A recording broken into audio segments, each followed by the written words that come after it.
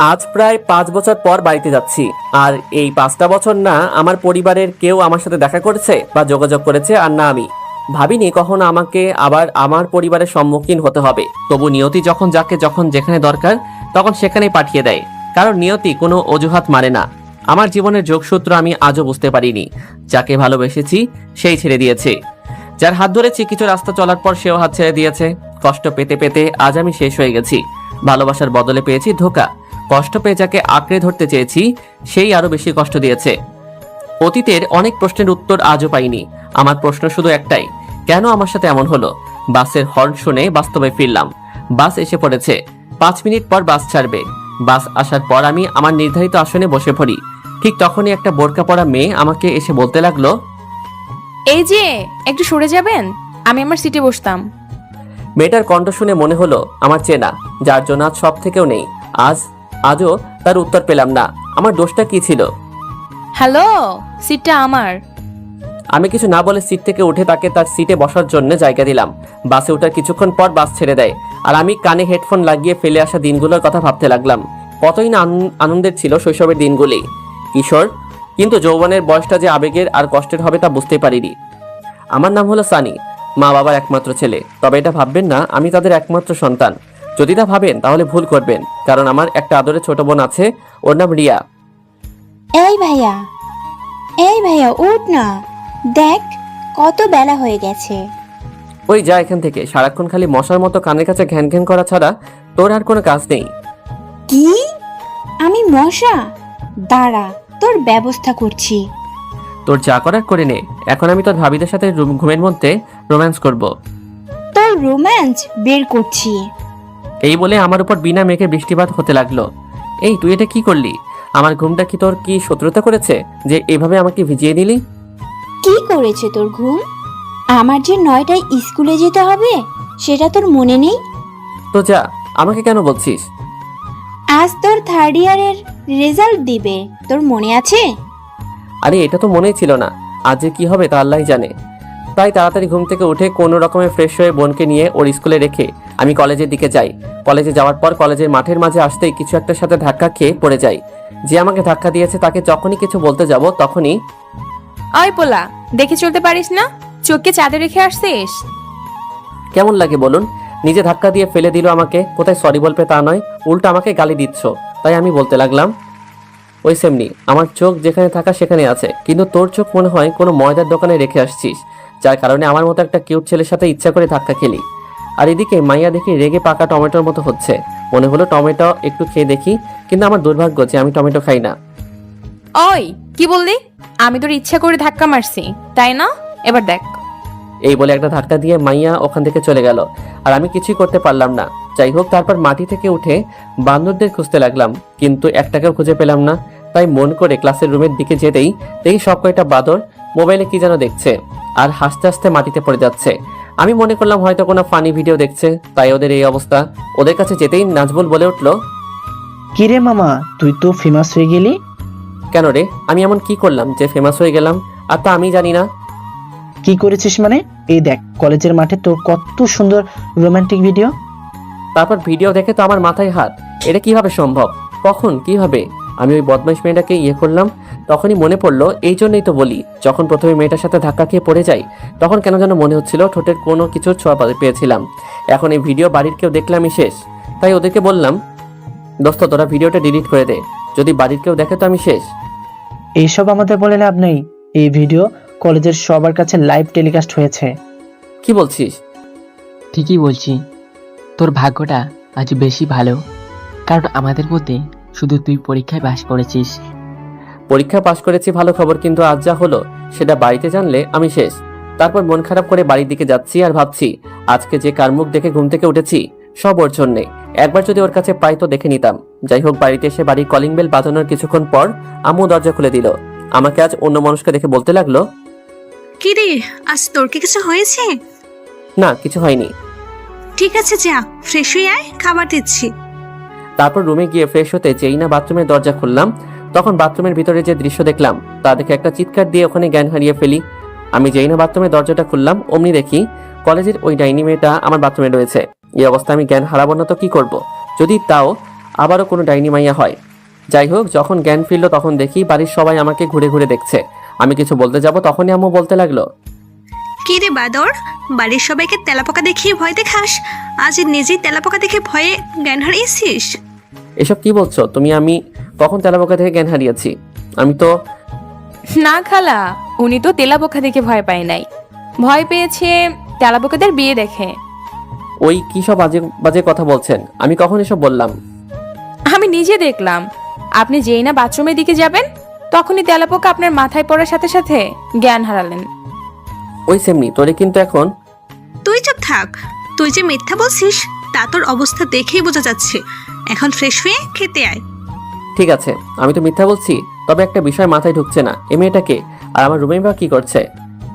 ও, তুই তো বাড়িতে ছিলি না, সেই সময় সোয়া এসেছে। আরে বাবা, আমি তো ওর নাম শুনতে চাই নাই, বলছি যে এই মেয়েটার পরিচয় কি আর আমার রুমেই বা কি করে? আমাকে তো বলতে দিবি। এ হলো সোয়া, আমাদের দূর সম্পর্কের এক বোনের মেয়ে, এখানে থাকতে এসেছে। ও, তা কতদিনের জন্য এসেছে? ও এখানে তোদের কলেজে ভর্তি হয়েছে, তাই আজ থেকে এখানে তোর রুমে থাকবে। ও আচ্ছা, কি আমার সাথে আমার রুমে থাকবে মানে? হ্যাঁ, ও এই রুমে থাকবে। কিন্তু তুই যে এই রুমে থাকবি তাকে বললো আজ থেকে তুই উপরের রুমে থাকবি। এটা কোনো কথা হলো? আমি আমার রুমে না থেকে অন্য রুমে থাকবো? এত বড় অন্যায় কিন্তু সহ্য করবে না। এই মেয়েটা কি আর অন্য কোনো বাড়ি পেল না? একেবারে আমার বাড়িতে এসে আমার রুমটাই দখল করলো। তোর কোনো কথাই শুনবো না, আজ থেকে এই রুমে শোয়া থাকবে। এই বলে চলে গেল। আর এদিকে মেয়েটা আমার দিকে তাকিয়ে হাসতেছে। তাই মেয়েটাকে বলতে লাগলাম, এই যে এত দাঁত বের করে হাসবেন না, তা না হলে দাঁতে পোকা ধরবে আর আপনার জামাইকে অন্যজন ভাগিয়ে নিয়ে যাবে। শকুনের দোয়ায় গরু মরে না। কি আমি শকুন? আমি শকুন নই, আপনি শকুন। তা না হলে আমার পিছনে পিছনে আমার বাড়িতে এসে আমার এই সুন্দর রুমটা দখল করতে পারতেন না। যে যাই বলুক, রুমটা খুব পছন্দ হয়েছে। হায় খোদা, তুমি মনে মোর ঘর সহ উপর তুইলা নাও, যাতে এই ডাইনি মেয়েটা আমার ঘরে না থাকতে পারে।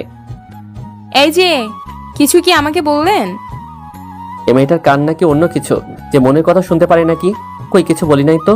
তবে এখন বলবো, দেখুন আমার রুমে থাকবেন ভালো কথা, তবে আমার রুমের কোনো কিছুতে হাত দিবেন না। সেটা পরে দেখা যাবে, কেবল তো রুমে ঢুকছি, পরেটা না হয় পরেই দেখা যাবে। দেখ, এসব ফালতু বদমেজাজি মেয়ে যে কোথা থেকে আসে। ওই, আপনি এখন জানতো, আপনার ফালতু কথা শোনার টাইম নেই এখন। যাচ্ছি, তবে যেটা বললাম সেটা যেন মনে থাকে। তারপর আমি উপরের রুমে এসে ফ্রেশ হয়ে খেয়ে বাইরে গেলাম বন্ধুদের সাথে আড্ডা দিতে। ওদের কাছে যেতেই রাফি বলতে লাগলো, কিরে, আজ এত তাড়াতাড়ি এখানে কেন? কেন আসতে পারি না নাকি? সেটা কখন বললাম? তুই তো এত তাড়াতাড়ি এখানে আসিস না, তাই বললাম আর কি। কি করবো রে ভাই, সবই কপাল বুঝলি। কেন, কি হয়েছে? কি হয় না সেটা বল। কি হয়েছে সেটা তো বল। তাহলে শোন কি হয়েছে। এরপর ওদের সবকিছু বলতে ওরা হাসতে শুরু করে। বলিস কি রে মামু, শেষ পর্যন্ত মেয়েটা তোর খালাতো বোন বের হলো আর প্রথম দিনেই তোর রুম দখল করেছে? তাহলে আর বলছি কি, একবার ভাব মেয়েরা সাহস কত। আরে ভাই, রাগ করিস না, কেবল তো তোর রুমটা দখল করেছে, 2 দিন পর দেখবি মনের ভিতরে যে ঘরটা আছে সেটাও দখল করবে। মানে কি বলছিস? আমি তো কিছুই বুঝতেছি না। আরে মামা, রাফি বলল মেয়েটার তুই তোরা দুজন তলে তলে প্রেম সাগরের পানি খাবি। No chance. যদি পারিস তোরা ওই মেয়ের প্রেমে পড়। আমি ওই মেয়ের প্রেমে পড়ে অকালে আমার ভবিষ্যৎ মেয়ের মাকে বিধবা করতে পারবো না। দেখিস পরে নিজের কথা থেকে পাল্টি খাস না যেন। সেটা সম্ভব নয় বুঝলি। এখন সব কথা রাখ, আর এটা বল তোদের খবর কি। তারপর ওদের সাথে আড্ডা দিয়ে রাত 9টার দিকে বাড়িতে আসি। বাড়িতে আসতেই আম্মু বলতে লাগলো, কি রে, এতক্ষণ কই ছিলি? বাড়ি থেকে বের হলে কি তুই বাড়ির কথা ভুলে যাস? এটা তুমি বলতে পারলে? আমি যখনই বাড়ি থেকে বাহিরে যাই সব সময় তোমাদের কথা মনে পড়ে। তোর ওইসব চাপাবাজি বন্ধ কর, অনেক শুনেছি তোর এইসব কথা। বাড়ির কাজ করতে করতে আমার কোমর ব্যথা ধরে গেল। তোমাকে কতদিন বলেছি একটা কাজের লোক রাখো, কিন্তু না। কাজের লোক রেখে কি হবে? ও একটু কাজে হাতে হাত লাগাবে, কিন্তু আমার সাথে সারাদিন কে কথা বলবে? না, ব্যাপারটা দেখছি অন্যদিকে যাচ্ছে। কথার প্রসঙ্গটা পাল্টাতে হবে দেখছি। ঠিক আছে আম্মু, এখন থেকে তোমার সব কথা শুনবো, তার আগে খেতে দাও, খুব ক্ষুধা লাগিয়েছে। তোর কথার কোনো বিশ্বাস নেই, তোকে বলেই বা কি হবে? আমি তোদের কি হই? যা ফ্রেশ হয়ে আয়, আমি খাবার দিচ্ছি। তারপর আমি ফ্রেশ হয়ে খেতে বসতেই আম্মু বলতে লাগলো, শোন বাবা, কাল থেকে তুই সোয়াকে সাথে করে তোদের কলেজে নিয়ে যাবি, নিয়ে আসবি।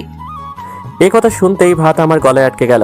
কোনো রকমে পানি খেয়ে আমি বলতে লাগলাম, তুমি তো জানো আমি আমার বন্ধুদের সাথে যাই, সেখানে ওনাকে মানে ওকে আমি কি করে নিয়ে যাব? আমি কোনো কিছু শুনতে চাই না, যেটা বলেছি সেটাই ফাইনাল। কি আর করব, এক বালতি রাগ নিয়ে রুমে এসে ঘুমিয়ে পড়লাম। পরের দিন ঘুম ভাঙলো একটা দুঃস্বপ্ন দেখে। স্বপ্নে দেখি ছোঁয়া আমাকে নদীর পানিতে আমাকে ওঠাচ্ছে আর চুবাচ্ছে, যার ফলে আমি শ্বাস নিতে পারছি না। যখন ঘুম ভাঙলো তখন দেখি সত্যি আমি পানিতে পুরোপুরি ভিজে আছি, আর আমাকে ভিজিয়ে ছোঁয়া হাসতে শুরু করেছে। আমি রাগী লুক নিয়ে ছোঁয়ার দিকে তাকিয়ে বললাম, ওই আপনি আমাকে এভাবে ভিজিয়ে দিলেন কেন? ভিজিয়ে দিলাম কেন মানে? আমি আপনাকে ডাকতে আসলাম, কিন্তু আপনি ঘুমের মধ্যেই আমাকে জড়িয়ে ধরেছিলেন, তাই আপনাকে পানিতে ভিজিয়ে দিয়েছি। কি, আপনাকে আমি ঘুমের মধ্যে জড়িয়ে ধরেছি? এত বড় মিথ্যা কথা! আমি কি তাহলে মিথ্যা কথা বলছি? অবশ্য ধরবেন বা কেন, আপনার যা স্বভাব। ওই আপনাকে কে আমাকে ঘুম থেকে তুলতে বলেছে? যত সব ফালতু মেয়ে কোথাকার! সাত সকালে আমার ঘুমটা ভেঙে দিল। জান তো এখান থেকে। ওই মিয়া, আপনার তো সাহস কম না, আমাকে জান বলে ডাকছেন? আরে খালাম্মা, আমি আপনারে চলে যেতে বললাম, আর আপনি তার উল্টোটা ভাবছেন। ঠিক আছে ঠিক আছে, তাড়াতাড়ি আসুন, আমাকে আবার কলেজ যেতে হবে। এই বলে ছোঁয়া চলে যায়। তারপর আমি বাথরুমে গিয়ে ফ্রেশ হয়ে এসে দেখি বিছানার উপর আমার একটা প্রিয় টি শার্ট রাখা। এটা পুরনো কারো কথা মনে করিয়ে দিল, কিন্তু এটা এখানে রাখলো কে? এতদিন তো কেউ আমার জন্য কোনো কাপড় এভাবে রাখতো না। যাই হোক, টি শার্টটা আমি আলমারিতে তুলে রাখি আর অন্য একটা টি শার্ট পরে নিচে আসি। তারপর খাবার খেয়ে রিয়া আর ছোঁয়াকে নিয়ে কলেজের দিকে রওনা হই। বোনকে ওর স্কুলে রেখে আমি আর ছোঁয়া একসাথে কলেজে যাই। কলেজে আমাকে আর ছোঁয়াকে একসাথে দেখে বান্দরগুলো আমাকে পচাতে লাগলো। তারপর থেকে ছোঁয়া আর আমি প্রতিদিন একসাথে কলেজে যাই আর আসি, যার ফলে আমার আর ছোঁয়ার মধ্যে খুব ভালো বন্ধুত্ব হয়। বয়ফ্রেন্ড যদি কোনো ভুল করে তাহলে গার্লফ্রেন্ড যেমন শাসন করে, ঠিক তেমনি ছোঁয়াও আমাকে তেমন শাসন করত। যদি কোনো মেয়ের সাথে আমাকে দেখে তো হয়ে গেল। আমাদের এমন ব্যবহার দেখলে যে কেউ মনে করবে আমরা একে অপরকে ভালোবাসি, কিন্তু আমরা দুজন তো এটা জানি যে আমরা শুধু খুব ভালো ফ্রেন্ড। একদিন ছোঁয়া আর আমি কলেজ থেকে বাড়িতে যাচ্ছিলাম, তখনই কে যেন আমার নাম ধরে ডাকছে। কে ডাকছে তা দেখার জন্য পিছনে ঘুরতেই দেখি আমার স্কুল লাইফের ফ্রেন্ড মিম আমার সামনে আসলো। ওকে কিছু বলতে যাব, তখনই ও বলতে লাগলো, কি রে, তুই কি বয়রা হয়েছিস? সেই কখন থেকে ডেকেই চলছি। সরি দোস্ত, রাগ করিস না, আমি বুঝতে পারি নাই যে তুই আমাকে ডাকছিস। তা শুনতে পাবি কিভাবে? পাশে এত সুন্দর একটা মেয়ে থাকলে যে কেউ বয়রা কেন, অন্ধও হতে পারে। ওই হারামি, চুপ করবি? একে তো অনেক বছর পর দেখা হলো, কোথায় একটু মিষ্টি মিষ্টি কথা বলবি, তা নয় রাগ দেখাচ্ছে। ওই, আমি রাগ দেখাচ্ছি নাকি? না না, রাগলে তোকে আমার বউ বউ লাগে, তুই রাগাতেই পারিস। শালা হারামি, আমি তোর বউ লাগি, দেখ এবার তোর কি হাল করি। এই বলে আমাকে মারতে শুরু করলো। আর এদিকে আমি ছোঁয়ার দিকে তাকিয়ে দেখি রাগে ওর চোখ লাল হয়ে আছে। পরিস্থিতি সামলে নিতে আমি মিমের কাছে হার মেনে নেই। উফ লাগছে দোস্ত, আর মারিস না। যদি আমাকে মারিস তাহলে আমি আর আমার ভবিষ্যৎ বউকে দেখতে পারবো না। যা, তোকে আজকের মতো ছেড়ে দিলাম, এবার বল কেমন আছিস? এতক্ষণ মেরে যা অবস্থা করলি, এতে কেউ ভালো থাকতে পারে নাকি? ও তাই, আমার মায়ের কারণে ভালো যখন নেই তখন তোকে আবার ভালো করব। আয়। এই বলে মিম আমার দিকে আসতে লাগলো। কিরে, তুই আমার দিকে তোর ওই গন্ডি লুক নিয়ে আসছিস কেন? একটা কথা তো জানিস, বিষ দ্বারাই বিষকে নষ্ট করতে হয়, তাই। থাক, আমি বুঝতে পারছি তুই কি করতে চাচ্ছিস। আমি তো এমনিতেই মজা করে বললাম। আর হ্যাঁ, আমি খুব ভালো আছি। আর আমিও তোর সাথে মজা করলাম। তা এখন তুই কোন ইয়ারে পড়ছিস? অনার্স লাস্ট ইয়ারে পড়ছি। তা হঠাৎ এখানে যে তুই? আমি তো শুনেছিলাম তুই দেশের বাইরে গেছিলি। হ্যাঁ, তা গেছিলাম, কাল রাতে দেশে ফিরেছি। ও, খুব ভালো করেছিস। তবে একটা কথা, তোকে দেখে কেউ মনে করবে না তুই বিদেশে ছিলি। কেন? আমি বিদেশে ছিলাম, তা কেন মনে করব না? না মানে তুই আগেও যেমন ছিলি আর এখনো তেমন। দেখ, বিদেশে পড়ছি বলে কি নিজের দেশের ঐতিহ্যকে ভুলে যাব আর ওদের দেশের ঐতিহ্যকে নিজের করে নেব কেন? আচ্ছা, তোর ভাষণ বন্ধ কর। তারপর মিমের সাথে আরো একটা অনেক কথা বলে বাড়িতে চলে আসি। কিন্তু আসার পথে ছোঁয়া আজকে একটা কথা বলে নাই। বাড়িতে আসার পরেও আমার সাথে কোনো কথা বলে নাই। ও আমার সাথে কথা বলছে না দেখে ভাবলাম হয়তো কোনো কারণে আমার উপর রাগ করেছে, তাই হয়তো আমার সাথে কথা বলছে না। ভাবলাম এখন ওর সাথে কিভাবে কথা বলি, অনেক ভেবেও কোনো বুদ্ধি মাথায় এলো না। তাই ভাবলাম যখন রাতে ছোঁয়া ছাদে যাবে তখন ওর সাথে কথা বলবো। রাতে খাবার খাওয়ার পর আমি ছাদে চলে যাই। ছাদে দাঁড়িয়ে আছি আর একজনের কথা খুব মনে পড়ছে। সে যদি থাকতো তাহলে কতই না ভালো হতো, কিন্তু সে আমার সাথে বিশ্বাসঘাতকতা করেছে। আমি যে আজও তাকে ভুলতে পারিনি। এই সব ভাবতে ভাবতে চোখের কোণায় পানি চলে এলো। অনেকক্ষণ ছাদে দাঁড়িয়ে আছি কিন্তু ছোঁয়া আসছে না। যখন চলে যাব ঠিক তখনই দেখি ছোঁয়া ছাদে আসছে, আর ওর চোখ দুটো এখনো খুব লাল হয়ে আছে, যা দেখে মনে হচ্ছে ও হয়তো অনেক কেঁদেছে, কিন্তু এটা বুঝলাম না ও কি জন্য কাঁদছে। যাই হোক, ছোঁয়া যখন আমাকে ছাদে দেখলো তখনই চলে যেতে ধরলো, আর আমিও অমনি ওর একটা হাত টেনে ধরি। এতে ছোঁয়া রেগে যায়। কি ব্যাপার? আপনি আমার হাত ধরছেন কোন সাহসে? তুমি আমাকে আপনি করে কেন বলছো? আর তোমার হাত কি আমি ধরতে পারি না? সেটা আপনাকে বলতে বাধ্য নই।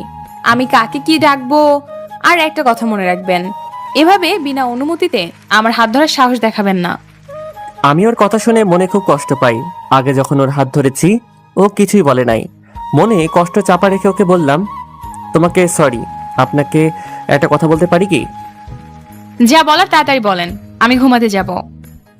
ও, আপনার আজকে খুব ঘুম পাচ্ছে? তবে চিন্তা করবেন না, একটা কথাই জানতে চাই, আজকে কলেজ থেকে ফেরার পর থেকে আপনার এমন কি হয়েছে যে আপনি আমার সাথে ভালোভাবে কথা বলছেন না? তোর সাথে কিসের ভালোভাবে কথা বলতে হবে? হ্যাঁ, যা না তোর সুন্দরী বান্ধবীর কাছে, যার সাথে মিষ্টি মিষ্টি কথা বলতে পারবি, তাদের গায়ে হাত দিতে পারবি। ছোঁয়া, এসব কি বলছো? ও আমার ফ্রেন্ড, আর ফ্রেন্ডের সাথে কি কথা বলতে পারবো না নাকি? কেন কেন তুই অন্য মেয়ের সাথে কথা বলবি? জানিস তুই যখন অন্য মেয়ের সাথে কথা বলিস আমার কতটা খারাপ লাগে। এমন মনে হয় আমি আমার সবচাইতে দামি জিনিসটাকে হারিয়ে ফেলছি। মানে কি এসব কথার? আমি তো কিছুই বুঝতে পারছি না। তোকে কিভাবে বোঝাবো আমি তোকে ভালোবাসি? আমি ওর কথা শুনে স্তব্ধ হয়ে গেলাম। কি বলছে এসব? আমি আর কোনো মায়ায় জড়াতে চাই না আর কারো ছলনার শিকার হতে। আমি নিজেকে সামলে নিয়ে বললাম, দেখো ছোঁয়া, তুমি এখন অনেক ছোট, আর তুমি যাকে ভালোবাসো বলছো সেটা ভালোবাসা না, এটা ক্ষণিকের মোহ, যেটা একসময় কেটে যাবে। একসময় মনে হবে আমি তোমার জীবনে ভুল। আমি আর কোনো মা। তুমি কি বলতে চাচ্ছিলে? কিসের মা? বাদ দাও ওইসব। তুমি জীবনে আমার চেয়ে ভালো ছেলে পাবে। আমার তোমার চেয়ে ভালো ছেলের দরকার নাই। তোমার কি দরকার? আমার শুধু তোকে দরকার, আর তা যে কোনো মূল্যেই হোক না কেন। হয়তো তুমি আমার কথা বুঝতে পারো নাই, নয়তো আমি তোমাকে বোঝাতে পারি নাই। কেন বুঝতে পারছো না? তোমাকে আমি ভালোবাসতে পারবো না। কেন ভালোবাসতে পারবে না? কি নেই আমার মধ্যে? নাকি তুমি ওই মেয়েটাকে পছন্দ করো? দেখো, ও শুধু আমার ফ্রেন্ড, আর শেষ একটা কথা, ভালোবাসতে গেলে একটা সুন্দর মন থাকতে হয়, যা আমার হয়তো নেই। ভালো থেকো, আসি। ও, আরেকটা কথা, আমার বলা কথাগুলো একটু ভেবে দেখো।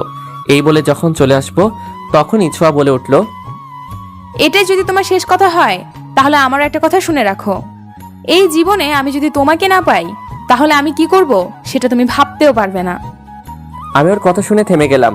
কি বলতে বা করতে চাচ্ছ ও? তুমি ঠিক কি বলতে চাচ্ছ? বলতে চাচ্ছি না, করতে যাচ্ছি। এই বলে ছোঁয়া ছাদের পিলারের উপর দাঁড়িয়েই যেই লাফ দিতে যাবে, আমি দৌড়ে গিয়ে ওকে নিচে নামিয়ে আনি। তুমি পাগল হয়ে গেছো নাকি? হ্যাঁ, আমি পাগল হয়ে গেছি। যদি রাজি না হও তো। ঠিক আছে, তোমাকে কিছু করতে হবে না। আমাকে আজকে রাতটা আমাকে ভাবতে দাও। ঠিক আছে, আজকে রাতে কেন? দরকার হলে যত ইচ্ছা তত সময় নাও, কিন্তু উত্তর হ্যাঁ ছাড়া অন্য কিছু যেন না হয়। তারপর আমি ওখান থেকে নিজের রুমে এসে ভাবতে লাগলাম কি করা যায়। আবার কেন এক নতুন মায়ায় আমি জড়াতে যাচ্ছি? এই মায়া আমাকে শুধু কষ্ট দেয়, তাই আর কোনো মায়ায় জড়াবো না। অনেক ভেবে একটাই উপায় পেলাম, ওকে ওর পাগলামো থেকে বের করে আনতে ছোঁয়ার প্রস্তাবে রাজি হতে হবে। আর ততক্ষণ পর্যন্ত ভালোবাসার নাটক করতে হবে, যতক্ষণ না ছোঁয়া ওর মোহ থেকে বের হয়ে আসছে। পরের দিন আমি ঘুম থেকে উঠে ফ্রেশ হয়ে খাবার টেবিলে গিয়ে দেখি ছোঁয়া আর রিয়া খেতে বসেছে, তবে কেউ কোনো কথা বলছে না। কিরে বড়ি, কি খাচ্ছিস? দেখতেই তো পাচ্ছিস আমরা কি খাচ্ছি। তা তো দেখতেই পাচ্ছি, এমনিতেই শুনতে চাইলাম। আর তুই রাগ দেখাচ্ছিস? এখানে কে কার উপর রাগ দেখাচ্ছে? কেউ না আম্মু। তা আজকে আব্বুকে দেখছি না তো খাবার টেবিলে। তোর আব্বু আজকে একটু তাড়াতাড়ি অফিসে চলে গেছে। ও ঠিক আছে, আমাকে খেতে দাও, খুব খিদে লেগেছে। ঠিক আছে, বসে পড়, আমি খাবার দিচ্ছি। তারপর খাবার খেয়ে ওদের দুজনকে নিয়ে বের হলাম, কিন্তু আজকে কেউ কোনো কথা বলছে না। অন্যদিন হলে ওদের দুজনের কথা শুনতে শুনতে কান ব্যথা করতে শুরু করতো। তাই আজকে আমি ওদের বললাম, কি রে তোরা আজকে দুজনে মুখে কি তালা মেরে রেখেছিস? কই না তো, তোর কেন এমন মনে হলো? এমনি বললাম আর কি, অন্যদিন তো তোদের থামানো যেত না। কিছু না, এমনিতেই। ও আচ্ছা। তারপর বোনকে ওর স্কুলে দিয়ে আমি আর ছোঁয়া একসাথে হেঁটে কলেজের দিকে যাচ্ছি। তখনই ছোঁয়া বলে উঠল, তা কি সিদ্ধান্ত নিলে তুমি? অনেক ভেবে দেখলাম তোমার প্রস্তাবে রাজি হয়ে যাই। তবে আমি তোমাকে একটা কথা বলি। তুমি আমার কথায় রাজি আছো, এটাই অনেক আমার কাছে। কি জানতে চাও বলো। কখনো আমাকে ছেড়ে যাবে না তো? যতদিন বেঁচে থাকবো আমি শুধু তোমারই থাকবো। যতক্ষণ না মৃত্যু আমাকে তোমার থেকে আলাদা করছে, ততক্ষণ পর্যন্ত আমি তোমাকে ছাড়া অন্য কাউকে ভালোবাসবো না, বিয়েও করবো না। সত্যি তো? কখনো আমাকে ছেড়ে যাবে না? হ্যাঁ, একসাথে 3 সত্যি। তবে আজ থেকে তোমাকে আমার সব কথা মেনে চলতে হবে। বোন, তুই আমাকে মাফ করে দে। ওই কি বললি? আমি তোর বোন? হ্যাঁ, তো তুমি তো আমার খালাতো বোন। উফ, বোন টোন তো আমি অনেক আগে ছিলাম, এখন আমি তোর বউ, বুঝলি? আমি কখন বিয়ে করলাম আমারই তো মনে নেই। কেন? আমি এখন তোর হবু বউ তো। তুই এখন একটু দয়া করে চুপ করে থাক, আর আমার কথাগুলো ভালো করে শুনতে থাক, আর তারপর না হয় ভেবে দেখ। এখন শোন আমার কথাগুলো। আজ থেকে সিগারেট খাওয়া বন্ধ। তোর এই বন্ধু বান্ধবগুলোর সাথে একদম মিশতে পারবি না। রাস্তায় কোনো মেয়ের দিকে তাকাতে পারবি না। 5 ওয়াক্ত নামাজ পড়তে হবে। আর আমি যখন রাগ অভিমান করব, তখন তোকে তা ভাঙাতে হবে। কিভাবে কি করবে আমি জানি না। কথাগুলো মনে থাকবে তো? ওই কি হলো, কথা বলছিস না কেন? আমার কথা কি তোর কানে ঢুকছে না, নাকি এক কান দিয়ে ঢুকিয়ে অন্য কান দিয়ে বের করে দিয়েছিস? কি হলো, কথা বলছিস না কেন? আমার কিন্তু রাগ হচ্ছে। তুমি তো আমাকে চুপ করে থাকতে বললে। হায় খোদা, এ কাকে আমি ভালোবাসি? আমি চুপ করতে বলছি তো একদম চুপ করে থাকবি?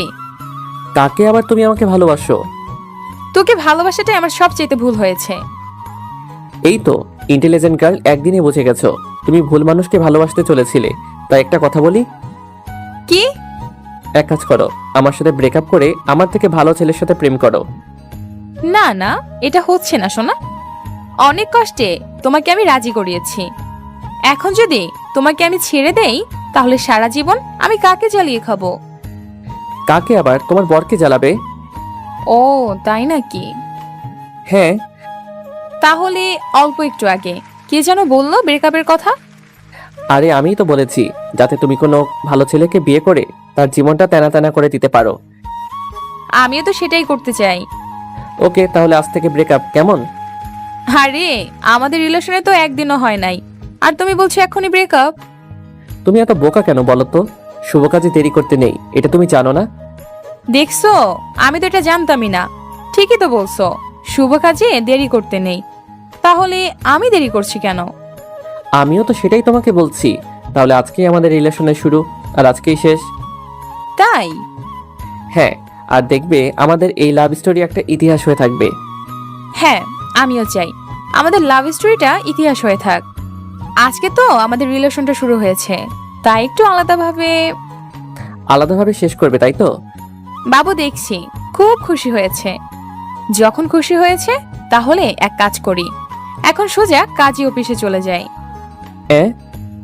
না, হ্যাঁ। না না, এখন বিয়ে করব না, তার থেকে বরং তোমার সাথে আগে প্রেম করব। আরে তুমি না এক্ষুনি বললে তুমি ব্রেকআপ করবে? ভুল করে বলে ফেলেছি, এবারের মতো মাফ করে কলেজে চলো। তা তুমি বললেই হবে নাকি? তুমি যখন কাজী অফিসে যাবে না, তখন এক কাজ করি, কলেজে না গিয়ে সোজা বাড়িতে যাই। কেন, ক্লাস করবে না? না, বাড়িতে খুব গুরুত্বপূর্ণ একটা কাজ আছে। ও আচ্ছা, তা কি কাজ আছে বলা যাবে কি? হ্যাঁ, শুনতেই পারো। বাড়িতে গিয়ে খালা আর খালুকে বলবো আমরা একে অপরকে খুব ভালোবাসি, তাই তারা যেন আমাদের বিয়ে দিয়ে দেন। এসব তুমি কি বলছো? আমাকে কি অকালে বিধবা থুকু আমার বউকে বিধবা করতে চাও? ওই একদম বাজে কথা বলবি না। তুই যে আমাকে ভালোবাসিস না তা আমি জানি, তাই তোকে এখন আমি বিয়ে করব। আরে না, আমি তোমাকে খুব ভালোবাসি, অনেক আগে থেকে। তোমাকে একটু পরীক্ষা করে দেখলাম। আমার বিশ্বাস হয় না। সত্যি বলছি। তাহলে এখন আমাকে জড়িয়ে ধরো, তাহলে মানবো। হঠাৎ বাসটা ব্রেক করলো, আর আমার ঘুম ভেঙে গেল। আর ফিরে এলাম অতীতের ভাবনা থেকে। বোরকা পরা মেয়েটা আমার কাঁধে মাথা রেখে ঘুমিয়ে আছে। বাস থামতেই সেও জেগে উঠলো। তখন কন্ট্রাক্টর বলল, বাস এখানে 20 মিনিটের জন্য থামবে, যার যা প্রয়োজন নিয়ে নিন। বোরকা পরা মেয়েটাকে আমার কেমন চেনা চেনা মনে হলো। বাস থামতেই মেয়েটা নিচে নামলো, আমিও নামলাম। নেমে দেখি মেয়েটা দোকান থেকে কিছু কিনলো। আমারও খিদে পেয়েছিল, তাই আমিও কিনলাম। বাস ছাড়তে 5 মিনিট বাকি, তাই মেয়েটা বাসের দিকে যাচ্ছিল। তখন আমি মেয়েটাকে বললাম, এই যে বোরকাওয়ালি। মেয়েটা পিছনে তাকালো আর বলল, আমাকে ডাকছেন? হ্যাঁ। কেন? আসলে আপনাকে কেমন যেন চেনা চেনা মনে হচ্ছে। সব ছেলেরাই এইরকম বলে, মেয়ে পটানোর চেষ্টা করে। আরে আমি ওই রকম নই। আপনি আমার মুখ দেখেননি, তাহলে কেমন করে আমাকে চেনা চেনা মনে হয়? আপনার কণ্ঠটা আমার কাছে শুনে মনে হলো ঠিক ছো। যখনই কথাটা বলি মেয়েটা কেমন যেন ভয় পেয়ে গেল আর সাথে সাথে বাসে উঠে গেল। তারপর আমিও বাসে উঠে দেখি মেয়েটা মুখ থেকে কাপড় সরিয়ে পানি খাচ্ছে, কিন্তু মেয়েটা আমাকে দেখেনি। সেই চেনা মুখ, সে ভেবেছে আমি তাকে চিনতে পারবো না, কিন্তু সে জানে না সে যখন বাসে উঠেছে তখন থেকে আমি বুঝতে পেরেছি তুমি কে। নিখুঁত অভিনয় তোমার, সেদিন বুঝতে পারিনি, কিন্তু আজ বুঝতে পেরেছি। তোমার এই অভিনয়ের জন্য আজ আমার সব থেকেও কিছু নেই। আমি চাইলে আমিও প্রতিশোধ নিতে পারতাম, কিন্তু নেইনি, কারণ কিছু প্রতিশোধ সময়ের উপর ছেড়ে দিতে হয়। সময় একদিন ঠিকই প্রতিশোধ নিবে। আমি গিয়ে সিটে বসলাম আর সেই দিনের কথা ভাবতে লাগলাম, যেদিন ছোঁয়া আমাকে প্রথম জড়িয়ে ধরেছিল। আর পাগলামিগুলো মনে মনে হেসে উঠলাম। আজও প্রশ্ন রয়ে গেছে, সেটা ভালোবাসা ছিল না অন্য কিছু। আজও মনে আছে সেই দিনটা। আমি যখন বাসের মেয়েটার দিকে তাকালাম ঠিক তখনই সে বলল, দেখুন, লাইন মারার একদম চেষ্টা করবেন না, আমি বিবাহিতা। কথাটা শুনে আমি মুচকি হাসলাম আর বাইরের প্রকৃতি দেখতে লাগলাম। সূর্য এখন পশ্চিম আকাশে ঢলে পড়ছে। কয়েক ঘন্টা পরেই সে অস্ত যাবে আর রাতে আসবে, যেটা আমার জন্য কষ্টের। জানালা দিয়ে দেখছি সবকিছু কেমন যেন পিছনের দিকে যাচ্ছে, আর বাস সবকিছু ফেলে সামনের দিকে এগিয়ে যাচ্ছে। যে মেয়েটা বোরকা পরে আমার পাশে বসে আছে সে ভেবেছে আমি তাকে চিনতে পারবো না। আমি তার ধারণাটাই ঠিক রাখতে চাই। সে স্বামীর সংসার নিয়ে সুখে আছে, থাক না, আমি আর তার মাঝে ঢুকতে চাই না। আমি না হয় অতীত নিয়ে থাকি।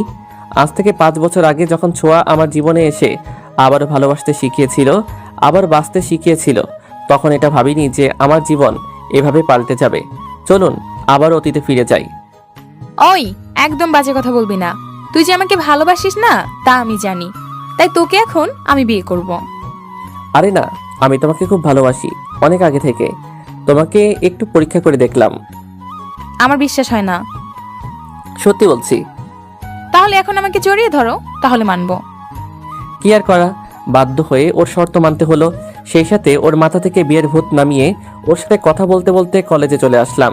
ছোঁয়া ওর ক্লাসে চলে গেল আর আমি বন্ধুদের কাছে গেলাম। ওদের কাছে যেতেই রাফি আমার দিকে তাকিয়ে বলে উঠল, জানিস নাজমুল, আজকাল দেখি লিপস্টিকের দাম মনে হয় কমে গেছে। কি বলছিস তুই মামা? লিপস্টিকের দাম কমলে আমাকে আর আমার বাবার পকেট মারতে হবে না, কিন্তু তুই হঠাৎ করে কেন বললি যে লিপস্টিকের দাম কমে গেছে? তুই কি কারোর জন্য কিনেছিস নাকি? আরে ভাই, আমি কেন কিনতে যাব? দেখছিস না, যারা লিপস্টিক নামক বস্তুর সাথে আশেপাশে যায় না, তাদের শার্টেও এখন লিপস্টিক লেগে থাকে। আরে শালা, লিপস্টিকের কাছে কেন? মেয়েদের কাছে গেলেও তো লাগতে পারে ফ্রিতে। ওই তোরা লিপস্টিক নিয়ে গবেষণা করছিস নাকি? আমি তো তোদের কথা কিছুই বুঝতে পারছি না। হ্যাঁ, আমিও তো কিছুই বুঝতেছি না। আমি তো রাফির কথাই তাল মিলাচ্ছি শুধু। শালা, তুই অন্ধ নাকি? দেখতে পাচ্ছিস না আমাদের পিওর সিঙ্গেল ভাই শানির সাথে কত সুন্দর করে ঠোঁটের লিপস্টিক মার্ক রয়েছে? আরে শালা, আমি তো আগে দেখি না এটা। তুই দেখবি কি করে? তুই তো কানা। এসব দেখতে গেলে ফরমালিন মুক্ত চোখ থাকতে হয় রে পাগলা, যা সবার থাকে না। হ্যাঁ, আমি তো ভুলে গেছিলাম, তোর চোখ তো আর সাধারণ চোখ নয়, একেবারে খাঁটি লুইচার চোখ। ওই বেটা, আমাকে লুচ্চা বলবি না। আমার মতো একটা ভালো ছেলে আমাদের কলেজে কেন, এ দেশেও আর একটা খুঁজে পাবি না। ওই তোরা দুই মানিক জোড়াই খুব ভালো, একমাত্র আমি লুচ্চা। তাও একটু চুপ করে থাক না ভাই, আর আমাকে একটু ভাবতে দে, এ দাগ কোথায় থেকে লাগলো। খুব সহজেই আমি বলে দিতে পারি কোথায় থেকে লেগেছে। ও তাই নাকি? তাহলে বলে দে দেখি কোথায় থেকে আর কিভাবে লেগেছে। কিভাবে আবার? ছোঁয়া ভাবির কাছ থেকেই লেগেছে। হ্যাঁ, কি যে বলিস। তখনই মনে পড়লো, আরে আসার সময় তো ছোঁয়া আমাকে জড়িয়ে ধরেছিল। কোথাও এমনটা নয় তো? তখনই ছোঁয়া ইচ্ছে করে এমনটা করেছে। হ্যাঁ, এটাই হবে। তাই তো বলি, যখন আমাকে ছেড়ে দিল তখন কেন বারবার হাসছিল, আর লোকজন আমাকে কেন ঘুরে ঘুরে দেখছিল। কি লুচ্চা মেয়ে রে বাবা, এইভাবে আমার মান সম্মান একেবারে কালার করে দিল। কিরে, কথা বলিস না কেন? নাকি রোম্যান্সের স্বপ্নের দুনিয়া হারিয়ে গেলি? তোর বাজে কথা বন্ধ কর। এবার মনে পড়েছে কিভাবে আমার শার্টে এ দাগ লেগেছে। তারপর ওদের শুরু থেকে শেষ পর্যন্ত সব কথা খুলে বলি। তা তো বুঝলাম, কিন্তু তুই যে ওকে বোঝানোর জন্য এখন নাটক করছিস, কিন্তু ও যদি তোকে সত্যি ভালোবেসে থাকে তখন কি করবি? সত্যি তো, যদি এমনটা হয় তাহলে কি করব সেটা তখন দেখা যাবে। তারপর আমরা ক্লাস করে বাড়িতে চলে আসি। এরপর থেকে ছোঁয়া আমার উপর কথায় কথায় রাগ অভিমান করে, আর ওর রাগ অভিমান ভাঙাতে আমার খুব ভালো লাগতো। সব সময় আমাকে শাসন করতো, এটা করা যাবে না, ওটা করা যাবে না, আজ এখানে বেড়াতে যাবে, কাল ওখানে যাবে, এই সেই। আর এসবের মাঝে আমি যে কখন ওকে ভালোবেসে ফেলেছি বুঝতেই পারিনি। আর যখন একবার ভালোবেসে ফেলেছি তাহলে ওকে সব সত্যি কথা বলে দিয়ে আমার মনের কথাটা বলবো, কিন্তু কিভাবে বলবো তা বুঝতে পারছি না। তাই নাজমুলের কাছে একটা আইডিয়া চাইতেই ও বলল, তোর জন্মদিন কবে যেন? এই তো ফেব্রুয়ারি মাসের 19 তারিখে। কিন্তু কেন রে, এটা দিয়ে কি করবি? তাহলে এক কাজ কর, ওই দিন তুই ওকে সব সত্যি কথা বলে দিয়ে মাপ চাইবি, আর সেই সাথে তোর মনের মধ্যে ওর জন্য জমে থাকা ভালোবাসা কথা বলে দিবি। প্রথমে হয়তো ও তোকে একটু ভুল বুঝবে, তবে তুই যদি ওকে সত্যি কথাগুলো বলে দিস তাহলে তোকে মাফ করে দিবে, কারণ ও তো তোকে ভালোবাসে, তাই না? হ্যাঁ, তুই ঠিক বলেছিস। আমি ছোঁয়াকে ওই দিন সব সত্যি বলে দিয়ে সবকিছু নতুন করে আবার শুরু করব। তাই কর। তোকে অনেক ধন্যবাদ দোস্ত। ওই হারামি, এটাও জানিস না বন্ধুদের মধ্যে এই ধন্যবাদ কথাটা বেমানান। সরি দোস্ত। তারপর দেখতে দেখতে আমার জন্মদিন চলে আসলো। আজকে রাতটা কেটে গেলে কালকে সকালে ওকে আমি আমার মনের কথা বলবো। এটা ভাবতেই কেমন যেন ভালো লাগছে। যাই হোক, রাতে খাবার খেয়ে ঘরে শুতে যাব, তখনই ছোঁয়া আমার কাছে এসে বলল, বাবু, তোমাকে একটা কথা বলবো, কথা দাও তুমি রাখবে? তুমি এভাবে বলছো কেন? বলো, কি বলবে? বলেছিলাম কি, আজ রাত 12টার দিকে একটু আমার রুমে আসতে পারবে? কি বলছো? এত রাতে তোমার রুমে যদি যাই আর তা যদি বাড়ির কেউ দেখে তো বুঝতে পারছো কি হতে পারে। কেউ দেখবে না। কিন্তু কোনো কিন্তু নয়, তোমাকে আসতেই হবে। যদি না আসো তাহলে আমি এটা মনে করব যে তুমি আমাকে একটু ভালোবাসো না। এটা আবার কেমন কথা? আমি তোমার কোনো কথা শুনতে চাই না। তুমি ঠিক সময় আমার রুমে চলে আসবে, এটাই ফাইনাল। বাই। তারপর ছোঁয়া ওর রুমে যায় আর আমি আমার রুমে চলে আসি। এখন আমি ঘড়ির দিকে তাকিয়ে আছি, কখন রাত 12টা বাজবে আর শুরু হবে এক নতুন অধ্যায়। আজ ছোঁয়াকে আমার মনের কথা বলে দেব আর শুরু করব এক নতুন অধ্যায়। কিন্তু এই নতুন অধ্যায় যে আমার জীবন পুরো বদলে দিবে তা আমার জানা ছিল না। শালার সময়ও দেখছি আজকে খুব ঘিরে যাচ্ছে, যেতেই চাচ্ছে না। একদিকে ঘুম পাচ্ছে আর একদিকে মহারানীর হুকুম তালিম হয়েছে। অবশেষে আমার প্রতীক্ষার অবসান ঘটল। ঘড়িতে তাকিয়ে দেখি রাত 12টা বাজতে আরো 5 মিনিট বাকি। তাই নিজের রুম থেকে বের হয়ে খুব সাবধানে ছোঁয়ার রুমের কাছে আসি। ওর রুমে ঢোকার আগে দেখে নিলাম কেউ আবার আমাকে যেন না দেখে, তাহলে আমার এই রাত 12টা আমার জীবনে 12টা বাজিয়ে দিবে। তারপর ওর রুমে ঢুকতেই ছোঁয়া আমাকে পিছন থেকে জড়িয়ে ধরে। প্রথমে একটু ভয় পেলেও পরে নিজেকে সামনে নিয়ে বলি, কি করছো? কেউ এভাবে দেখলে আমাদের দুজনের খুব সমস্যা হবে। কেউ দেখতে পারবে না, আমি দরজা লাগিয়ে দিয়েছি। ঠিক আছে, এবার বলো কি জন্যে আমাকে এখানে রেখেছো? তাড়াতাড়ি বলো, আমার খুব ঘুম পাচ্ছে। তা বলবো, কিন্তু আগে তোমার চোখ বন্ধ করো। চোখ আবার কি জন্য বন্ধ করব? বন্ধ করতে বলছি, আগে চোখ বন্ধ করো। তারপরে আমি চোখ বন্ধ করি। 1 মিনিট পর চোখ খুলতে বলল। আমি চোখ খুলে যেন আকাশ থেকে পড়লাম। এটা আমি কি দেখছি? নিজেকে সামনে নিয়ে বললাম, এসব কি? তুমি আমার সামনে এসব পড়ে আছো কেন? কেন, তোমার ভালো লাগে নাই? আমি তো আজকে তোমাকে তোমার জন্মদিনে সব থেকে আলাদা 2টো উপহার দিব। একটা এখন দিব আর একটা কাল সকালে দিব, যা তুমি চাইলেও কোনোদিন ভুলতে পারবে না। তুমি যে কি বলো না, কিছুই বুঝতে পারি না। বুঝতে পারছো না? ঠিক আছে, বুঝাচ্ছি। এই বলে ছোঁয়া আমাকে বিছানায় ধাক্কা দিয়ে ফেলে দেয়। আর বাকিটা ইতিহাস। ছোঁয়া, তুমি সত্যি বলেছিলে, এটা ছিল আমার জীবনের সবচেয়ে বড় উপহার, যা আমার জীবন পুরো পাল্টে দিয়েছে। তোমার দ্বিতীয় উপহার। পরের দিন সকালে যখন ঘুম ভাঙলো তখন আমি দেখি বাড়ির সবাই আমার দিকে চোখ লাল করে তাকিয়ে আছে, আর ছোঁয়া শুধু কেঁদেই যাচ্ছে। ওর দিকে তাকিয়ে আমি যেন আকাশ থেকে পড়লাম, কারণ ওর শরীরে অমানসিক অত্যাচারের দাগ লেগে আছে। কিন্তু আমার যতদূর মনে আছে, আমি যখন ওর সাথে রাতে ছিলাম ও তো সম্পূর্ণ ঠিক ছিল। তাহলে আমি ছোঁয়াকে কিছু বলতে যাব, তখনই আব্বু বলে উঠল, ছোঁয়ার সাথে এসব তুই কি করেছিস? আমি আবার কি করেছি ওর সাথে? আর ছোঁয়া, তোমার এই অবস্থা কি করে হলো? উত্তরে ছোঁয়া যা বলল তাতে আমি আকাশ থেকে পড়লাম। আমার এই অবস্থা কি মানে আপনি আমাকে বলছেন? রাতে খুব ভালো মানুষের মতো আমাকে ঘুম থেকে তুললেন, কি যেন একটা কথা বলবেন বলে, কিন্তু তারপর আপনি সারা রাত আমাকে জোর করে ছিঁড়ে ছিঁড়ে খেয়েছেন। আমি যাতে কারোর সাথে সাহায্য না নিতে পারি সেজন্য আমার মুখটা পর্যন্ত বন্ধ করে দিলেন, আর এখন সাধু সাজছেন। ছোঁয়া, তুমি এসব কি বলছো? তুমি আমাকে ছি, তুই এতটা খারাপ হয়েছিস? তুই কিভাবে এই ফুলের মতো মেয়েটার সাথে এসব করতে পারলি? আব্বু, আমি মানছি যে ওর আর আমার মধ্যে কিছু হয়েছে, তবে সেটা আমি করতে চাই নাই। ছোঁয়াই তো আমাকে। দেখছিস আপা, তোর এই চরিত্রহীন ছেলে আমার মেয়ের সাথে এসব করে এখন আমার মেয়ের নামে বাজে কথা বলছে। তুই একটু চুপ কর, আমি তো আছি। চুপ করে থেকে কি হবে? আমার মেয়েটার সাথে যা হয়েছে তা কি ঠিক হয়ে যাবে? এখন কোনো ভালো পরিবারে আমি আমার মেয়েকে বিয়ে দিতে পারবো না, বা ওকে কেউ বিয়ে করবে না। তোর মেয়ের বিয়ে হবে, আর তা আজকেই। সানি যখন দোষ করেছে, এখন সোয়াকে বিয়ে করতে হবে আর আজীবন ওর সাথে সংসার করবে। তোমরা আমাকে ওর সাথে বিয়ে দিয়ে দাও, কিন্তু আমি ওর সাথে এক ছাদের নিচে থাকতে পারবো না। কারণ ও শুধু আমার জীবন নয়, আরো অনেক মেয়ের জীবন নষ্ট করেছে। এরকম ছেলের সাথে আমি এক বাড়িতে থাকতে পারবো না। এসব তুমি কি বলছো ছোঁয়া? আমি সত্যি কথা বলছি, আর আমি এর প্রমাণ দিতে পারবো। এই দেখেন এই ছবিগুলো। আমি ছবিগুলো দেখে যেন বোবা হয়ে গেলাম, কি বলবো বুঝতেই পারছি না। এগুলো কি? এতগুলো মেয়ের জীবন তুই নষ্ট করেছিস? তুমি বিশ্বাস করো আব্বু, আমি ছবির এই মেয়েগুলোকে চিনি না, আমাকে ফাঁসানো হচ্ছে। কেউ আপনাকে ফাঁসাচ্ছে না। আমি চাইলে ওদেরকে এই বাড়িতেও নিয়ে আসতে পারবো। থাক, কাউকে ডাকতে হবে না, আগে বিয়েটা দেই, তারপর বাকি বিচার হবে।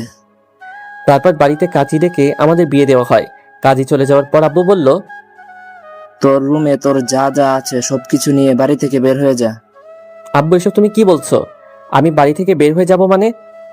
হ্যাঁ, বাড়ি থেকে বের হয়ে যাবি, কারণ আমি তোর মুখ দেখতে চাই না। আরেকটা কথা মনে রাখ, ঠিক 6 মাস পর তুই বাড়িতে ডিভোর্স পেপার পাঠিয়ে দিবি। আম্মু, তুমি তো কিছু বলো। আব্বু এসব কি বলছে? আমার কোনো কথা বলার মুখ তুই দেখেছিস? এখনই তুই এই বাড়ি থেকে বের হয়ে যাবি। যদি ভুল করে তুই আমাদেরকে তোর এই পাপিষ্ট মুখ দেখাস, তাহলে তুই আমার মরা মুখ দেখবি। আর তোর আব্বু তোকে ডিভোর্স দিতে যে সময় দিয়েছে, তা পাঠানোর একদিনও যেন দেরি না হয়। আম্মুর কথা শেষ হওয়ার আগে ছোঁয়া বলতে লাগলো, না খালা, ওনাকে আমি ডিভোর্স দিতে পারবো না। এসব তুই কে বলছিস? যে তোর জীবনটা নষ্ট করলো, তার সাথে মিথ্যা সম্পর্কে জড়িয়ে থাকবি? কি করব খালা? মেয়েদের জীবনে তো বিয়ে একবারই হয়, অনেকেই দ্বিতীয় বিয়ে করে। তবে আমি তা করতে পারবো না, আর তার সাথে থাকতেও পারবো না। ঠিক আছে, তুই যা ভালো মনে করিস। আর তুই এখনো এখানে দাঁড়িয়ে আছিস? বের হয়ে যা। ঠিক আছে, চলে যাচ্ছি। তবে যাওয়ার আগে আমি একবার ছোঁয়ার সাথে আলাদাভাবে একটু কথা বলতে চাই। ঠিক আছে, আপনি আমার সাথে আসুন। তারপর ওর রুমে গিয়ে আমি বললাম, ছোঁয়া, তুমি আমার সাথে এটা কি করলে? আমি এমন কি করেছিলাম যার কারণে আমাকে আমার পরিবার থেকে আলাদা করলে? আমার চরিত্রে মিথ্যা দাগ লাগিয়ে দিলে কেন? এই ভালোবাসা ছিল তোমার? আমি জানতাম তুই এই কথাগুলো আমাকে বলবি, তাই সবকিছু গুছিয়ে রেখেছি। এই খামটা রাখ, এখানে এমন কিছু আছে যা দেখে তুই তোর সব প্রশ্নের উত্তর পাবি। আর কি যেন বললি? ভালোবাসা। হ্যাঁ, তোকে আমি খুব ভালোবাসি। তোর জন্য নিজের জীবনটা দিতেও পিছুপা হব না। তাই তো কাল রাতে আমি আমার সবচাইতে দামি জিনিসটা তোকে তোর বার্থডেতে উপহার দিয়েছি। কিন্তু তোকে ভালোবাসার আগে তোর সাথে ভালোবাসার অভিনয় করেছি। তবে অভিনয় করতে করতে কখন যে তোকে ভালোবেসে ফেলেছি তা নিজেই বুঝতে পারি নাই। কিন্তু তুই এটা কথা কি জানিস? আমি তোকে যতটা ভালোবাসি ঠিক ততটাই ঘৃণা করি। প্রথমে আমি বুঝতে পারছিলাম না আমি ঠিক কি করব। একদিকে ছিল ভালোবাসা আর অন্যদিকে ছিল প্রতিশোধ। অনেক ভেবে আজকে যা করলাম, অনেক ভেবে চিন্তেই করেছি। কারণ তোকে বলেছিলাম তোকে ছাড়া আর কাউকে বিয়ে করব না। আর অন্যদিকে একজনকে কথাও দিয়েছিলাম তোকে এমন শাস্তি দেব যাতে তুই যতদিন বেঁচে থাকবি ততদিন তুই যেন মৃত্যু যন্ত্রণা পাস। আর এ কথাও আমি রেখেছি, কারণ তুই তোর মাকে খুব ভালোবাসিস। তুই তাকে ছাড়া কিছুই ভাবতে পারিস না। আর একটা কথা কি, তুই এখন বুঝতে পারবি এমন কেউ পরিবারের কাছে মিথ্যা দোষে দোষারোপী হয় তখন সে কতটা অসহায় হয়। তুমি এসব কি বলছো? আমি কিছুই বুঝতে পারছি না। ওই যে বললাম, তোর সব প্রশ্নের উত্তর এতেই পাবি। আর যা কিছু বলা থাকে তো বলতে পারিস, আর যদি না থাকে তাহলে আসতে পারিস। না, আমার কিছু বলার নেই। যে বাড়িতে কেউ তাদের ছেলেকে আজও চিনতে পারলো না, বাড়ি থেকে বের করে দিতে পারে, সেখানে থাকার চেয়ে না থাকাই অনেক ভালো। তবে যাওয়ার আগে একটা কথা বলছি, জানি না এখানে এমন কি কারণ আছে যার জন্য আমার সাথে এমন করলে। যদি এখানে তেমন কিছু না থাকে, মানে যে কারণটা এখানে আছে বলছো তা যদি মিথ্যা হয়, তবে তুমি তোমার জীবনে সবচাইতে বড় ভুল করলে, যার মাসুল তোমাকে সারা জীবন দিতে হবে। আসি, বেঁচে থাকলে হয়তো একদিন ঠিকই দেখা হবে। হঠাৎ কারো ডাকে ঘোর কাটলো, দেখি চলে এসেছি। বাস থেকে নামলাম, আর সাথে বোরকা পরা মেয়েটাও। সে চলে যেতে লাগলো আর আমি দেখতে লাগলাম। আজ নিজেকে প্রশ্ন করছি, মানুষ বড় অদ্ভুত। সে কথা দিয়ে খুব সহজে ভুলে যায়। ছোঁয়া, তুমি যতই নিজেকে আড়াল করার চেষ্টা করো না কেন, আমি ঠিক তোমাকে বুঝতে পেরেছি। তুমি হয়তো স্বামী সংসার নিয়ে অনেক সুখে আছো, আমাকে দেওয়া কথা হয়তো ভুলেই গেছো। আর মনে রাখবেই বা কেন? তুমি তো অভিনয় করেছিলে। তারপরে দোয়া করি তুমি সুখে থাকো, আর আমি না হয় কষ্ট নিয়ে থেকে গেলাম। আজ 5 বছর পরে সেই চিরচেনা শহরে কতটা পাল্টে গেছে। এখানে লুকিয়ে আছে আমার ছেলেবেলা, বন্ধুদের সাথে কাটানো দিনগুলো, আমার জীবনের সুখের দিনগুলো, যা আজ সময়ের সাথে সাথে চাপা পড়ে গেছে। শহরটা ধরেছে নতুন রূপ, ঘটেছে নতুন মানুষের আগমন। চেনা শহরটা আজ অচেনা হয়ে গেছে, আর এই শহরে আধুনিকতার ছাপ পড়েছে। আমি হেঁটে চলেছি এই শহরের পথ ধরে। আজ নিয়তি আমাকে আবারও এইখানে নিয়ে এসেছে। আমি এইখানে অফিসের দেওয়া একটা বাড়িতে উঠব। অফিস থেকে দেওয়া বাড়ির সামনে দাঁড়িয়ে আছি। চারদিকে অন্ধকার নেমে এসেছে। একজন লোক আমার দিকে এগিয়ে আসছে। অন্ধকারের জন্য মুখটা দেখা যাচ্ছে না। লোকটা আমার পাশে এসে বলল, আপনি কি সানি? লোকটার কণ্ঠটা কেমন যেন চেনা চেনা মনে হলো। আমি বললাম, হ্যাঁ। আমি এখানকার কেয়ারটেকার। স্যার আপনার কথা বলেছিল, আসুন আমার সাথে। আমি লোকটার পিছে পিছে বাড়ির ভিতরে ঢুকে গেলাম। বাড়ির ভিতরে অন্ধকার ছিল, তাই লোকটা সমস্ত লাইট জ্বালিয়ে দিল। যখনই লোকটা আমার দিকে ঘুরেছে, সে চমকে গেছে, আর আমিও, কারণ লোকটা আমার বন্ধু রাফি। আমাকে দেখে জড়িয়ে ধরলো। কোথায় ছিলিস এতদিন? জানিস তোকে কত খুঁজেছি, একবার আমাদের কথা মনে হয়নি? কথা বলছিস না কেন? আগে তোর কথাটা শেষ কর, তারপরে তো বলি। চল তোর বাড়ি চল। কার বাড়ি? তোর বাড়ি। আমার কোনো বাড়ি নেই, আর এটাই এখন থেকে আমার বাড়ি। তোর বাড়ি থাকতে তুই এইখানে থাকবি কেন? চল আমার সাথে, তোকে দেখে তোর বাড়ির লোক কত খুশি হবে জানিস। না আমার কেউ আছে, না আমার কোনো বাড়ি আছে। এখনো অভিমান করে আছিস? অভিমান তো কাছের মানুষের উপর করা যায়, আমি কার উপর অভিমান করে নেই। তুই অনেক বদলে গেছিস। সময় আর পরিস্থিতি সবকিছু বদলে দেয়। আর একটা কথা, আমি যে এখানে আছি কেউ যেন জানতে না পারে। তাহলে এইখানে কেন এসেছিস? অন্য কারো জন্য। কে ছোঁয়া? না, পরে বলবো। এখন খিদে লেগেছে, আমার জন্য খাবারের ব্যবস্থা কর। আর কথাটা যেন মনে থাকে, কেউ যেন জানতে না পারে। আচ্ছা। তারপর রাফি চলে গেল খাবার আনতে, আর আমি ফ্রেশ হয়ে নিলাম। আমি আর রাফি একসাথে খাবার খেলাম। রাফি বলল আজ আমার সাথে আড্ডা দিবে। রাতে আমি আর রাফি ছাদে বসে আছি, তখন রাফি বলল, বললি না তো কার জন্য এসেছিস? এখানে ফিরে আসার ইচ্ছা আমার কোনোদিনই ছিল না, কিন্তু 6 বছর আগের করা ভুল শুধরানোর জন্য ফিরে আসতে হলো। কিসের ভুল? আর কার সাথে করেছিস? নীলিমা, এই নীলিমা আবার কি? আমার প্রথম ভালোবাসা। প্রথম ভালোবাসা মানে? আমি কিছুই বুঝতে পারছি না। আমার আর নীলিমার দেখা হয় তখন আমি সবেমাত্র ইন্টারে পড়ছি। তোরা তো জানিস আমি ইন্টার আমার মামার বাড়ি থেকে করেছি। হ্যাঁ জানি।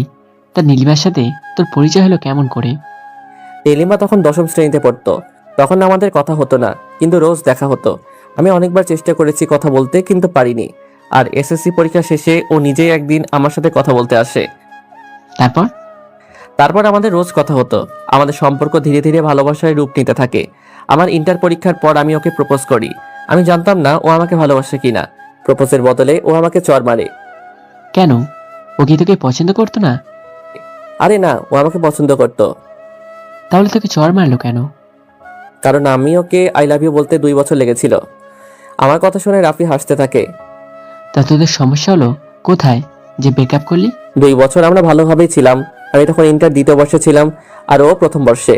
আমাদের ভালোবাসায় কোনো কমতি ছিল না, কিন্তু কিন্তু কি? এক কালো ছায়া এসে আমাদের মাঝে সবকিছু বদলে দেয়। আমাদের ভুল বুঝিয়ে সবকিছু তছনছ করে দেয়, যা আমি সহ্য করতে পারিনি।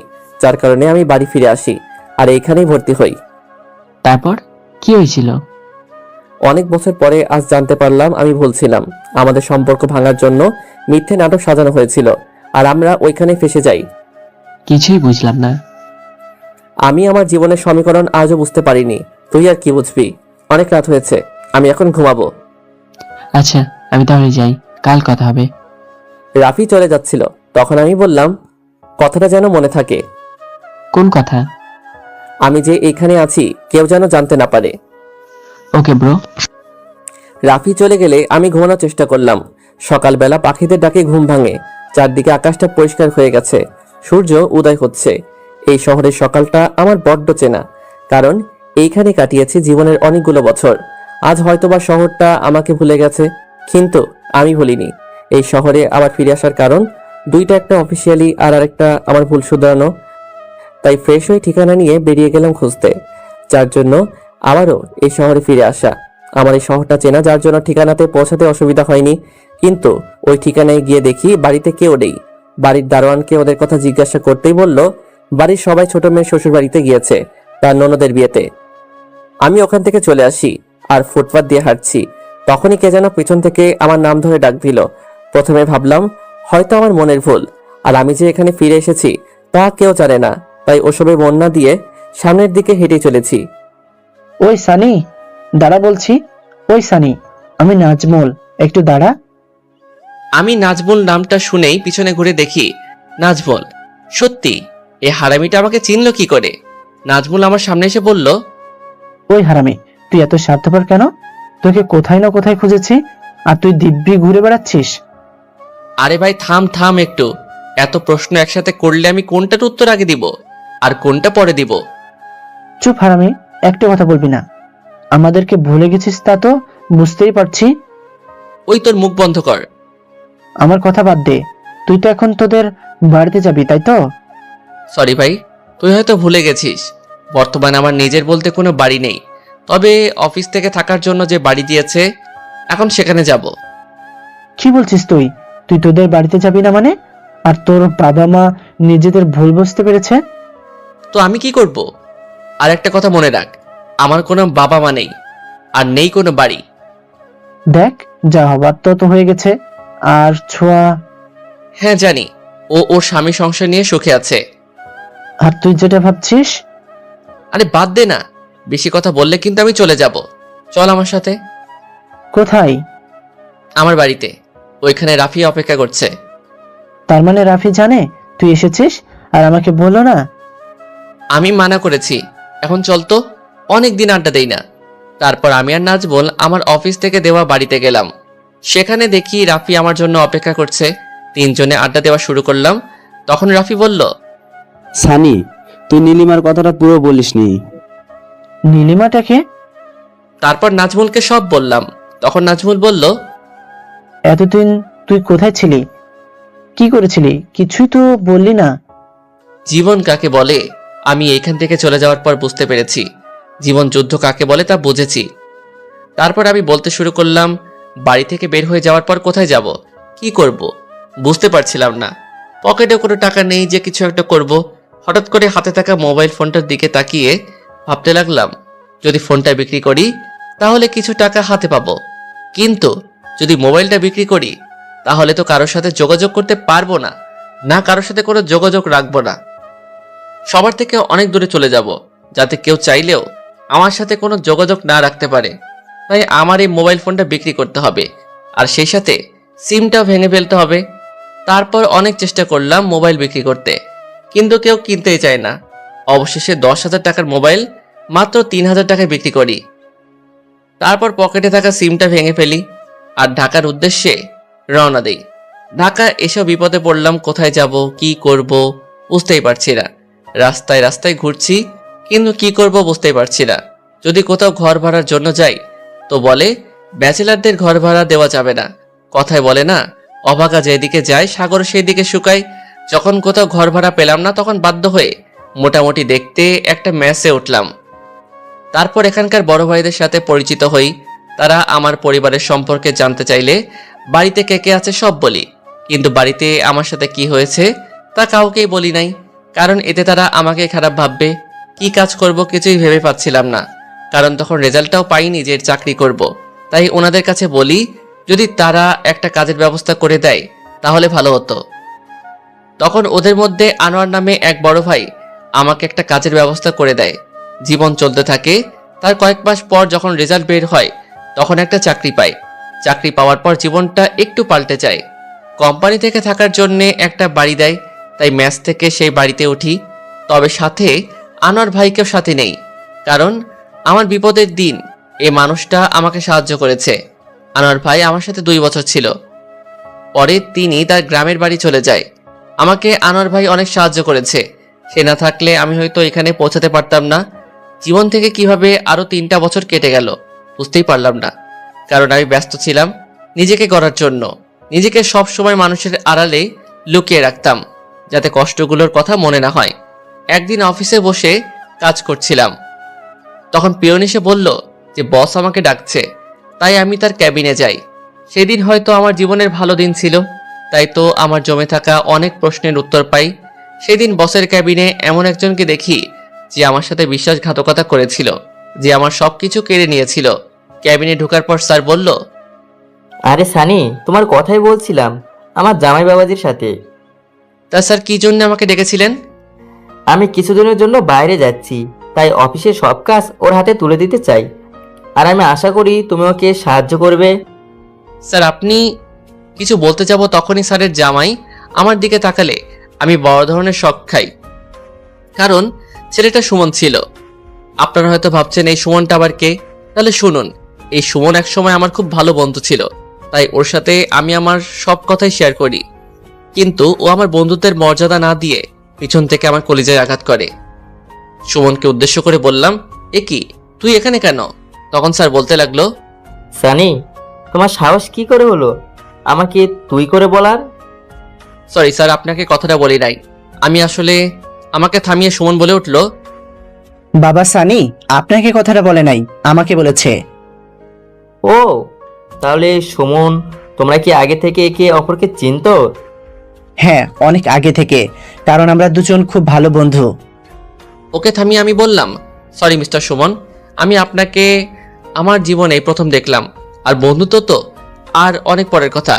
আর স্যার আমি আপনার কাছে প্রথমে মাপ চেয়ে নিচ্ছি, কারণ আমি আপনার কথা রাখতে পারবো না। তুমি কি বলছো? তুমি আমার কথা রাখতে পারবে না? তুমি তো কখনো আমার কথায় আমোদ বা না করো নাই, তাহলে আজকে কেন তুমি আমার কথায় অবহেলা করছো? স্যার আপনি আগে আমার কথাটা একটু শুনুন।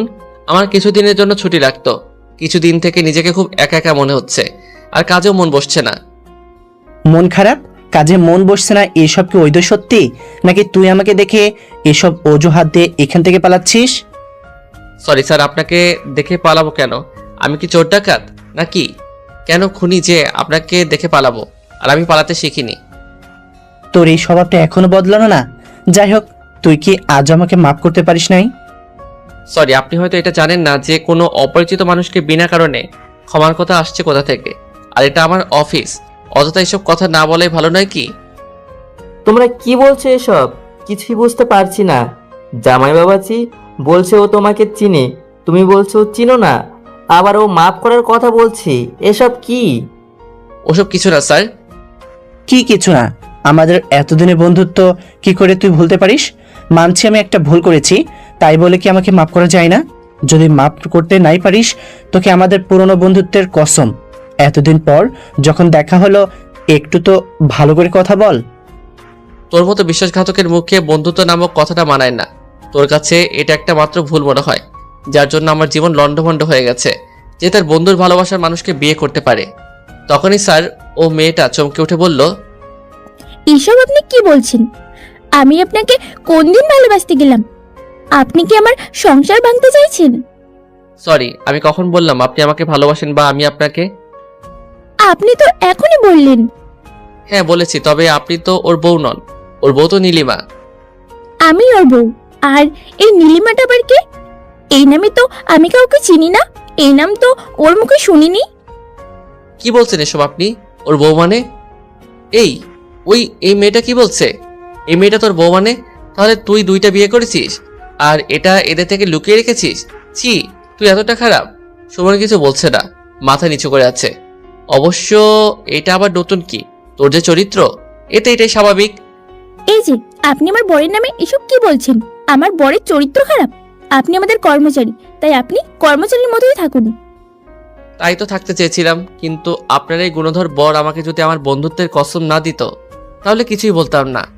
আমি সুমনকে বললাম, তোকে একটা কথা বলবো, তুই কি ওই চরিত্রহীন মেয়েটাকে কি ছেড়ে দিয়েছিস? যাক, ভালোই করেছিস। তুই আমাকে যা ইচ্ছা বল, আমি কিছু বলবো না। দয়া করে ওকে চরিত্রহীন বলিস না। চরিত্রহীন মেয়েকে চরিত্রহীন বলবো না তো কি বলবো? ও আমাকে ঠকিয়েছে। ওই, তোমার তাতে কি? উনি ওই নীলিমার নামে যাই বলুক না কেন, এতে তোমার কি? আমারই তো সব।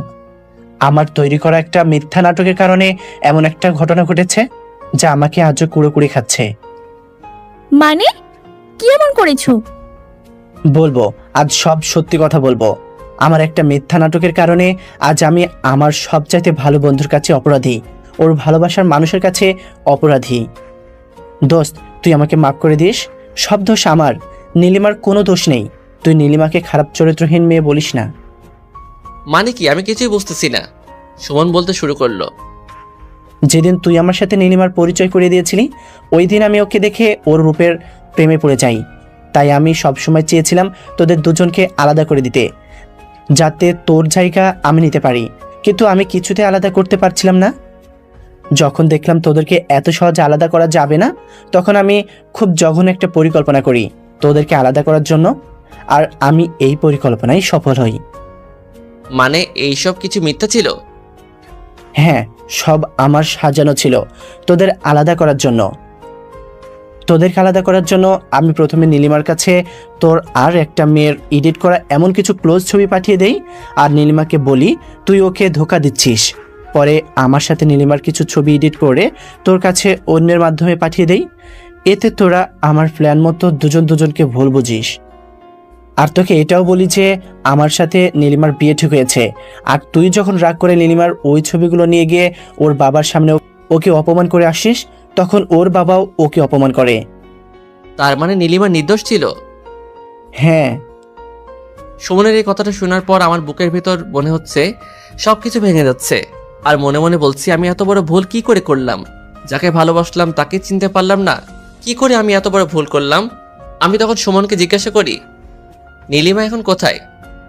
যেদিন তুই ওদের অপমান করিস, তখন নীলিমাকে এটা মনে করে যে তুই নিজেকে ভালো সাজানোর জন্য ওকে ওর পরিবারের কাছে খারাপ প্রমাণিত করেছিস, যাতে তুই অন্য কাউকে তোর জীবনে আনতে পারিস। আর ও এসব মানতে না পেরে। কি হলো, বলছিস না কেন? নীলিমা কি করেছিল? তারপর কি হয়েছিল? নীলিমা এসব মানতে না পেরে আত্মহত্যা করছে। সুমনের এই কথাটা শোনার পর আমার পাটা মনে হয় আটকে গেছে। পুরো পৃথিবী যেন অন্ধকার হয়ে আসছে। আমি কিছুতেই তা মানতে পারলাম না। নীলিমার নেই, যাকে আমি এতদিন যে কারণে ঘৃণা করে এসেছি, সেই আর নেই। সে যে না ফেরা দেশে চলে গেছে। আমার সারা শরীর জ্বলে উঠল। সুমনের জন্য আমি ওকে হারিয়েছি, তাই আমি সুমনকে মারতে শুরু করলাম। তখনই সুমন বলল, হ্যাঁ করেছিল, কিন্তু ছি, তুমি এতটা নিচু চরিত্রহীন। তোমার স্বার্থের কারণে একটা মেয়ে আত্মহত্যা করে গেল, আর দুইজন প্রেমিক প্রেমিকা একে অপরকে ভুল বুঝে এত দূরে চলে গেছে যে চাইলেও আজ কেউ এক হতে পারবে না। আর আমি সেই তোমাকে নিঃস্বার্থভাবে ভালোবেসে গেছি। আজ তোমার এই মহান গুণ দেখে তো আমার মরে যেতে ইচ্ছা করছে। নিজের উপর ঘৃণা হচ্ছে। আমার সব ফ্রেন্ডদের কাছে তোমার নামে কত ভালো ভালো কথা বলতাম, আর সেই তুমি একটা খুনি বের হলে। আমি কাউকে খুন করিনি। কি বললে? খুন করো নাই? তোমার কারণে আজ একটা মেয়ে আমাদের মাঝে নাই। আর তার থেকে বড় কথা, তুমি তাদের বিশ্বাস ভালোবাসার সম্পর্ককে খুন করেছো। আর তুমি হয়তো এটা জানো না যে আমার কাছে কেউ যদি বিশ্বাস আর ভালোবাসার সম্পর্ক নষ্ট করে, সে খুনির থেকে কম কিছু না। আর এখন তোমার এটাও সন্দেহ হচ্ছে তোমার সাথে আমার বিয়ে হওয়ার পর এমন অনেক কিছু হয়তো করেছো যা আমার এখনো অজানা। আমি মানছি ওদের ভালোবাসার পথে আমি কাটা হয়ে দাঁড়িয়েছিলাম, আর তখন যা করেছি মিথ্যা আবেগের কারণে। কিন্তু আমি সত্যি তোমাকে ভালোবাসি। আর নীলিমা আত্মহত্যা করতে গিয়েছিল, কিন্তু করতে পারেনি, আর ও এখনো বেঁচে আছে। কিন্তু কি? নীলিমা বেঁচে আছে? আর তুই যে আগে বললি ও মারা গেছে, আবার সাথে কিন্তু যোগ করেছিস? আমি তো কিছুই বুঝতে পারছি না। হ্যাঁ, ও বেঁচে আছে, কিন্তু ওর বেঁচে থাকা আর মারা যাওয়ার মাঝে কোনো তফাৎ নেই, কারণ ও আজ 6 বছর ধরে কোমায় আছে। ডাক্তার বলেছে ও কোনোদিন কোমা থেকে বের নাও হতে পারে।